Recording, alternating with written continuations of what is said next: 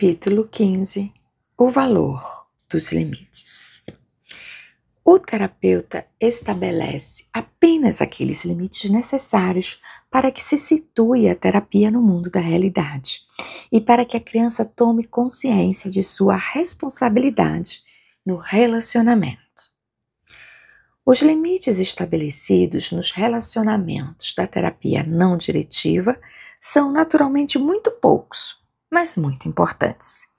Parece essencial para uma terapia mais profunda que a maioria dos limites se restrinja às coisas materiais, tais como evitar que se destrua irremediavelmente o material de brinquedo, que se danifique a sala ou que se ataque o terapeuta. Também os limites de senso comum, que visam a proteção da criança, devem ser incluídos. Parece haver pouco ou nenhum valor numa hora de terapia gasta com uma criança que se dependura numa janela alta ou se ocupa com alguma coisa perigosa para ela. Se ela deve sair da sala de terapia com uma sensação de segurança e de respeito pelo terapeuta, deve ser tratada de tal maneira, enquanto estiver na sala, que esses sentimentos possam ser estruturados. Isso não significa que o terapeuta deva tornar-se um apoio ou uma proteção. Significa isso, sim, que ele está convencido de que para ter efeito, a hora de terapia não deve estar tão desvinculada da vida cotidiana, a ponto de que o que nela acontece não possa ir além da sala de terapia. O terapeuta deve sempre ter em mente que a terapia bem-sucedida liberta sentimentos que trazem o desenvolvimento de insights que acabarão por trazer uma autodireção mais positiva. É importante para o terapeuta perceber que muitas vezes as atividades da criança dentro da sala, se realizadas fora dela, provocariam sérias críticas. Deve também considerar o fato de que a criança tende a se sentir culpada quando chuta a boneca pai, ou bate na boneca mãe, ou maltrata as bonecas irmão ou irmã. Para proteger a criança de possíveis sentimentos de culpa e para prevenir a formação de qualquer falso conceito em sua mente a respeito do que deveria ser um comportamento aceitável, deve-se colocar uma certa ênfase no fato de se restringir a terapia apenas à sessão de ludoterapia. Quando os sentimentos e as atitudes da criança são expressos através de palavras e brinquedos, a experiência pode ser encarada objetivamente.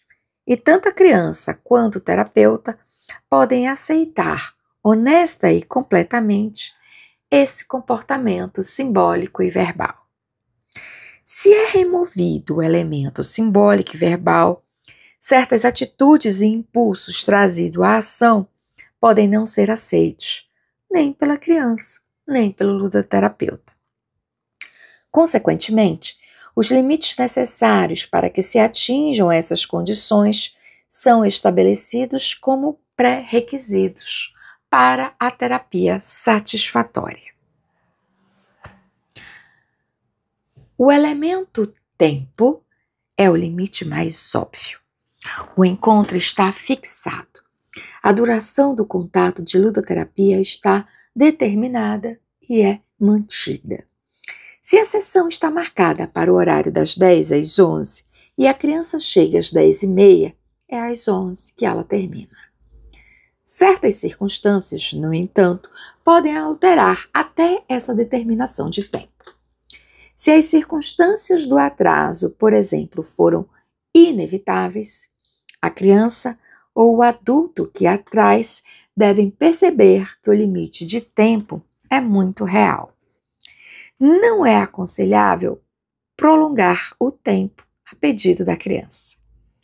Eventualmente, ela virá a perceber os limites de tempo E uma aceitação consciente disso pode ser muito útil. O material da sala é o meio através do qual a criança expressa seus sentimentos. Há vários tipos de material à sua disposição. Se ela se sente agressiva, há brinquedos com os quais pode dar vazão a seus instintos. Seus sentimentos são reconhecidos e o terapeuta pode canalizar as ações em direção ao material mais adequado. Suponhamos que um menino pegasse um pesado cubo de madeira e o apontasse com ele para a janela. O terapeuta deve dizer, e é melhor que eu faça depressa: você quer jogar o cubo pela janela, mas não pode fazer isso. Pode jogá-lo no chão, golpeá-lo com um tronco, amassar argila com ele, derrubar os brinquedos, mas não pode jogá-lo pela janela. Se ele se enfurece porque o terapeuta tenta interferir em algo que queria fazer, esse sentimento deve ser-lhe imediatamente devolvido. Você está zangado porque não o deixei fazer isso. Se a criança encara o terapeuta com ar furioso e parece querer jogar-lhe o cubo no rosto, há outro sentimento a tornar reconhecido. Você está furioso comigo, porque só te deixei jogar o cubo no chão, onde ele não há de ferir ninguém e não vai estragar nada. O terapeuta está ajudando o menino a enfrentar seu problema de desajustamento, em face de um mundo realista.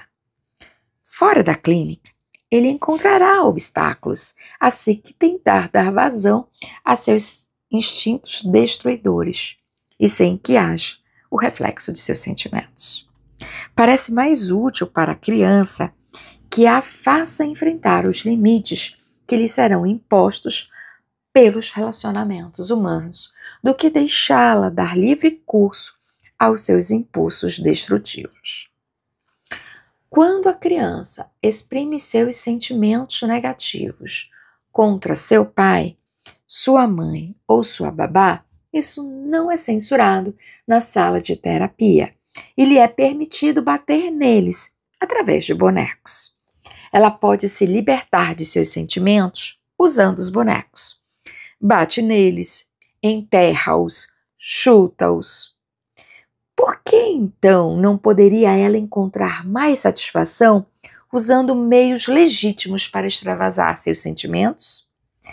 A autora acredita que a criança encontra mais satisfação quando suas ações são canalizadas em direção ao material que está na sala para esse fim, do que encontraria se lhe permitissem quebrar todas as janelas, sujar as paredes a seu alcance ou atacar o terapeuta. E quanto à criança que infringe o limite? Suponhamos que aponte com um cubo para a janela e, embora seu sentimento seja reconhecido e lhe digam que não o faça, ela o atire. Usualmente, o reconhecimento é suficiente para impedir que se jogue o cubo, mas suponhamos que dessa vez não seja. O terapeuta deve estar alerta para a possibilidade de que a criança não deixe o cubo de lado. Deveria tentar impedir que o cubo fosse atirado sem se lançar numa luta corporal com a criança. Mas e se o cubo fosse jogado pela janela? O que fazer? Passar um sermão na criança? Expulsá-la da sala de brinquedos? Ou agir como se não se importasse? Tal situação seria um real desafio para o terapeuta. Ele não poderia nem mesmo, temporariamente, deixar de lado seus princípios básicos e rejeitar a criança porque esta o desobedeceu. Continuaria ali, refletindo os sentimentos da criança. Era importante para você jogá-lo de qualquer jeito. Queria me mostrar que podia fazê-lo. Já foi dito que o material da sala deve ser o mais sólido possível. Certas coisas, entretanto, são quebradas. As mamadeiras e os vidros de tinta podem ser quebrados e quase sempre o são, às vezes por acidente, às vezes deliberadamente. Quando forem quebrados por acidente, o terapeuta deve retirar os cacos do caminho como medida de segurança de maneira mais rápida e eficiente que puder, reconhecendo o fato de que foi um acidente. O que deve fazer o terapeuta quando a criança quebrar alguma coisa de propósito? Reconhecer o sentimento que provocou a ação, remover os cacos se estes estiverem no meio do caminho e continuar o contato sem substituir o objeto quebrado? Parece que tal comportamento mostraria à criança a sua responsabilidade pelos seus atos. O terapeuta deve prestar muita atenção à sua atitude e às respostas que dá nesse momento, para que não se crie na criança um sentimento de culpa. Se sua aceitação da criança for verdadeira, esta não se sentirá culpada, mesmo que tenha infringido um dos limites. Qualquer ataque ao terapeuta deve ser interrompido imediatamente. Não há valor algum em permitir que se ataque o terapeuta fisicamente. Pode haver prejuízo nessa prática, e não somente para o terapeuta. Para que o relacionamento terapêutico seja um sucesso, deve ser construído em torno de um genuíno respeito da criança pelo terapeuta e vice-versa. A criança precisa de uma certa dose de controle. Não é inteiramente autossuficiente. O controle proveniente do desenvolvimento do respeito mútuo parece levar a boas atitudes mentais bem mais depressa do que qualquer outro método de controle. A experiência terapêutica é uma experiência de crescimento. Dá-se à criança a oportunidade de se libertar de suas tensões, de se desfazer, por assim dizer, de seus sentimentos mais perturbadores e, assim fazendo, de ganhar uma compreensão de si mesma que lhe permita autocontrolar-se. Através dessa viva experiência na sala de brinquedos, ela descobre a si mesma como uma pessoa, assim como novos caminhos que lhe permitam ajustar-se ao relacionamento humano de maneira saudável e realista. É necessário que, de uma forma ou de outra, essa experiência esteja vinculada à realidade. De que melhor maneira fazê-lo se não estabelecendo os limites que provêm do bom senso? É importante que, depois de se ter estabelecido os limites, eles sejam seguidos à risca. Consistência dentro da sala de terapia é tão importante quanto a consistência no relacionamento diário. Esse elemento de consistência é que transmite à criança um sentimento de segurança. A consistência demonstrada pelo terapeuta é que dá à criança a certeza de ser aceita. A consistência na permissividade com que é encarada a situação é que determina a profundidade até onde pode ir a criança na expressão de seus sentimentos. Quando devem ser apresentados os limites? O terapeuta deve explicá-los assim que a criança entra na sala pela primeira vez? Deve esperar até que surja a necessidade de uma elucidação desse gênero? Alguns terapeutas acham que isso deve ser feito assim que a criança entra na sala pela primeira vez, de modo que ela não se sinta frustrada ou traída quando as atitudes que eles implicam. Temos aqui um outro erro dessa impressão em que ele misturou metade dessa frase com a de cima. Então, vamos repetir. Sentem também que isso talvez impedisse certas crianças de manifestar seus sentimentos negativos ou violentos, com medo de que, com isso, desagradar ao terapeuta. A autora acha que é melhor esperar até o momento em que seja necessário falar desses limites. As experiências cotidianas das crianças geralmente preparam-nas para algumas restrições às suas ações. Se os limites são mantidos no mínimo e só vêm à tona quando há necessidade deles, a terapia pode progredir mais facilmente. Por exemplo, é importante que se impeça a criança de ficar saindo a todo momento da sala de terapia, a menos que seja extremamente necessário fazê-lo. Quando uma criança sai da sala e volta, depois torna a sair, está fugindo da terapia ou tentando transformá-la numa espécie de jogo.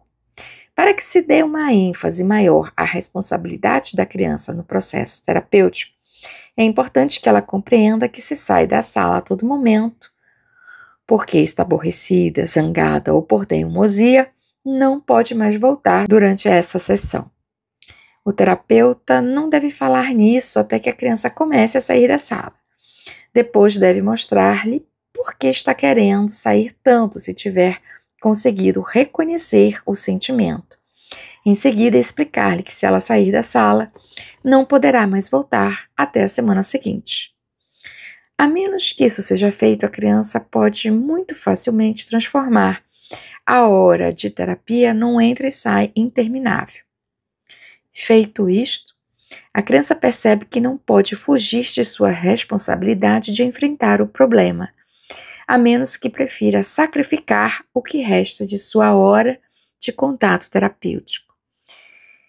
Se quiser fazer assim, é porque realmente sente a necessidade de se safar dessa vez.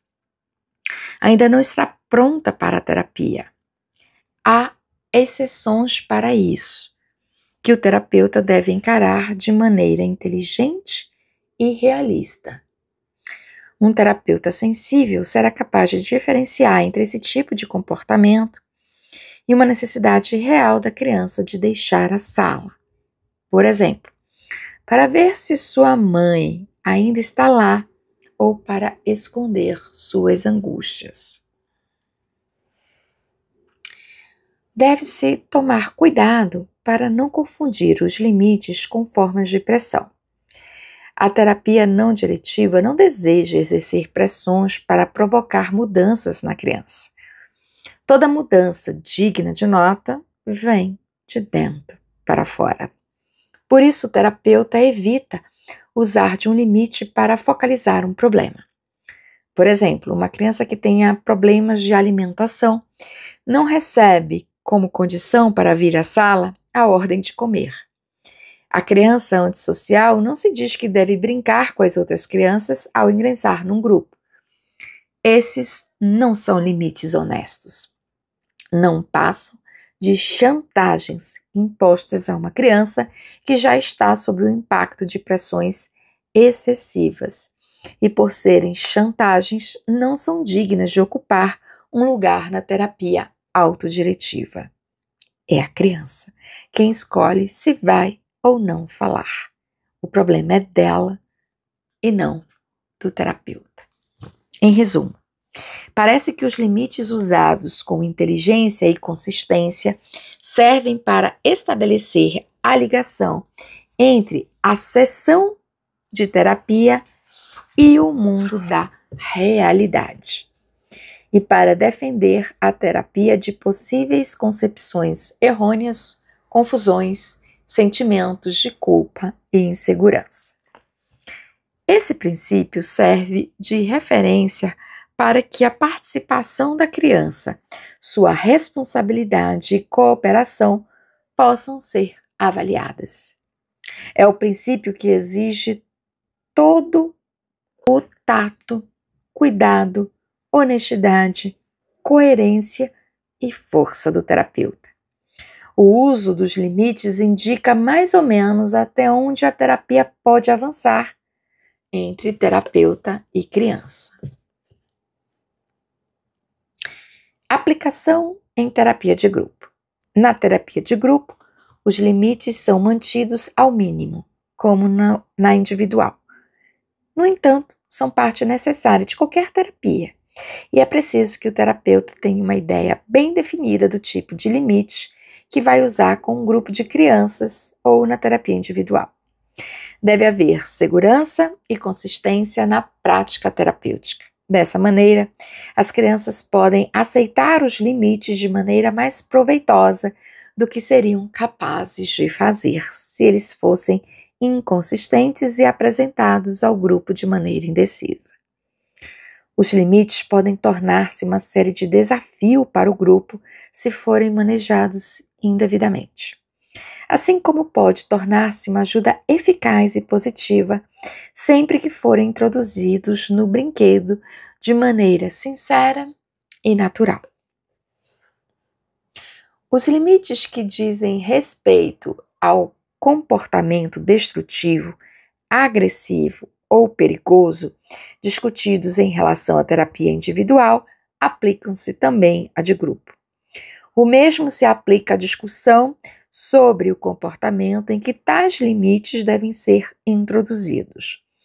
Na situação de grupo, mais um limite aparece. É o que se refere à agressão física a outros membros do grupo. Com respeito a esse limite, há teorias que se opõem. Alguns pensam que esse tipo de agressividade é atividade valiosa, desde que o terapeuta consiga mantê-la sob controle e observar se está sempre presente o espírito de esportividade. Outros acreditam que há mais prejuízo do que benefício em ataques físicos e que isso tende a envolver o terapeuta num papel que exigirá dele uma tomada de posição de autoridade e julgamento, o que, vez por outra, poderia parecer parcialidade para com um certo membro ou membros do grupo. É a opinião da autora que a exclusão das agressões físicas poderia ser um dos limites da terapia de grupo, mas que a introdução deste limite não ocorra até o momento em que o terapeuta perceba que o ataque está iminente. Um tapinha ou um murro de leve podem ser aceitos sem problemas pela criança que os recebe, e a introdução de uma frase limitadora por parte da terapeuta poderia, quando tal ato ocorresse, desviar a atividade do grupo para canais indesejáveis. E se isso, no entanto, acontecer, as atitudes negativas devem ser manejadas pelo terapeuta. Por exemplo, se uma criança esbofeteia uma outra de leve, porque esta está fazendo alguma coisa que aborrece, o terapeuta deve dizer: você não gosta do que Jim está fazendo e chegou até a bater nele. Se dissesse no momento desse primeiro incidente, mas não pode bater nele enquanto estiverem aqui na sala de brinquedos, poderia parecer às outras crianças e ao Jim que ele estava sendo protegido. O grupo poderia dividir-se em facções pró e contra Jim e estaria lançado às crianças um desafio para que descobrissem até onde poderiam ir. Se o limite não fosse mencionado até um segundo incidente desse tipo, ele seria bem mais aceitável para o grupo. O terapeuta teria de tomar o cuidado de incluir todas as crianças que se estivessem esbofeteado, se achasse necessário falar a respeito. Por exemplo, primeiro Jim bateu em Bob, depois Bob bateu em Jim, porque um não gostava do que o outro estava fazendo. De agora em diante, vamos deixar os tapas e murros de lado. Tentem resolver suas divergências de algum outro modo. O tom de voz é muito importante em tais casos. Não deve trazer em si nenhuma crítica ou desaprovação. Deve haver a mesma aceitação das duas crianças. Deve ser uma informação calma e firme, que apresenta o limite de tal maneira que ele se transforme numa parte construtiva da terapia. Vamos repetir essa frase com essa indicação. Primeiro Jim bateu em Bob, depois Bob bateu em Jim, porque um não gostava do que o outro estava fazendo. De agora em diante, vamos deixar os tapas e murros de lado. tentem resolver suas divergências de algum outro modo.